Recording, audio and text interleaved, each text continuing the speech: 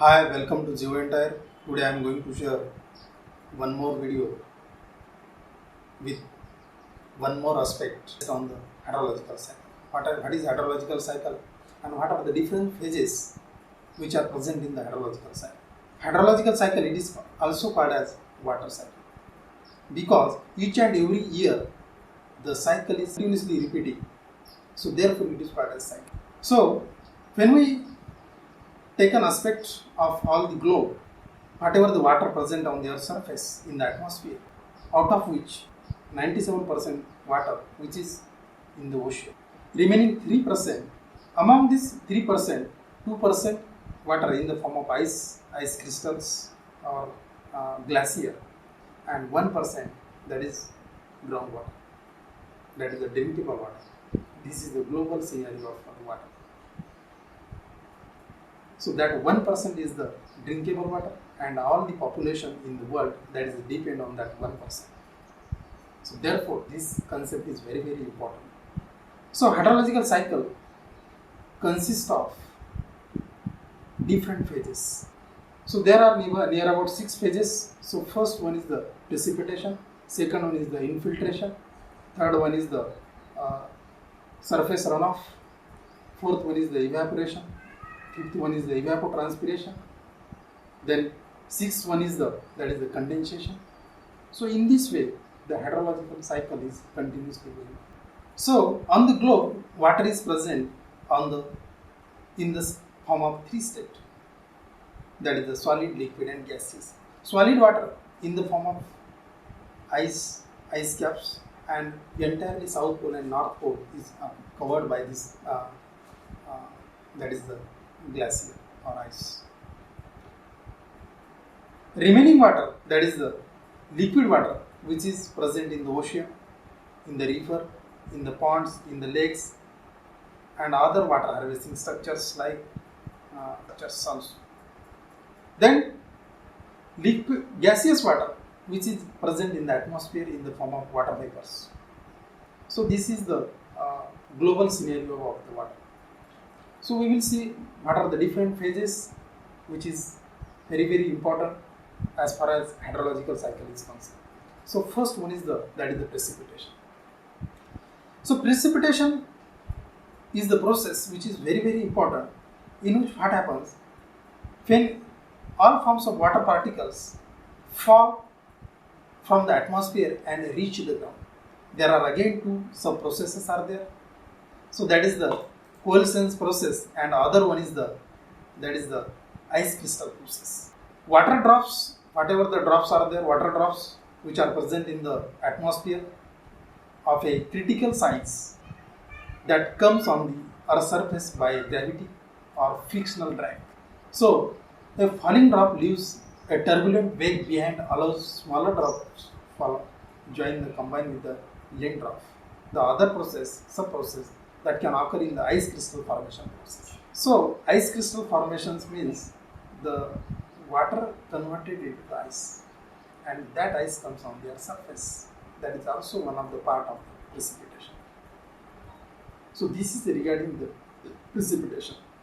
And after precipitated water comes on their surface as a surface runoff or infiltration. We will see what is surface runoff. Whatever the water comes on their surface, water falls on their surface.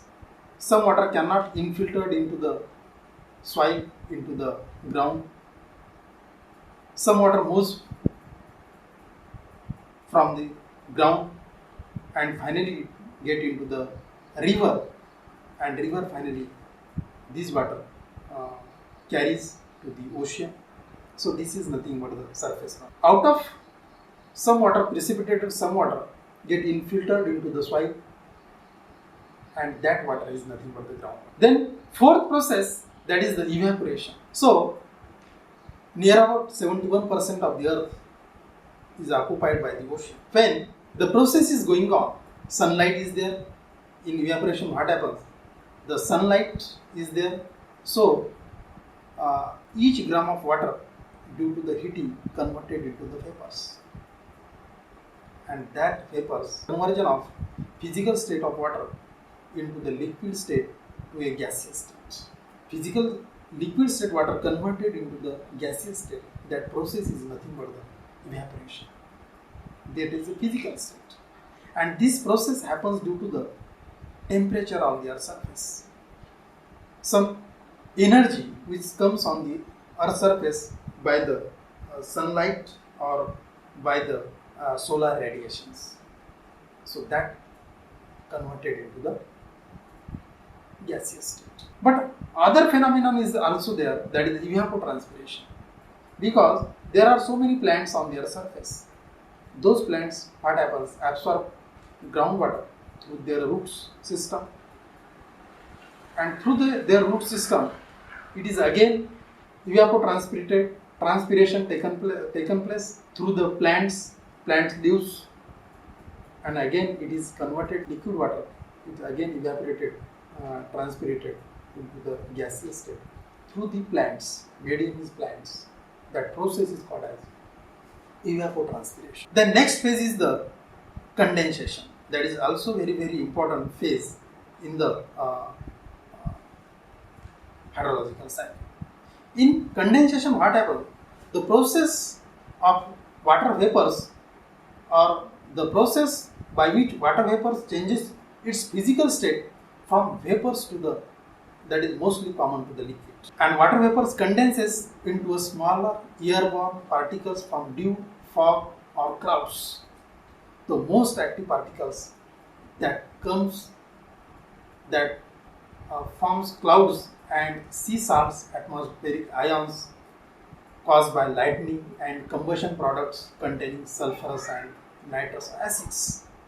Condensation is brought about by cooling of the air by increasing the amount of vapor in the air to its saturation point.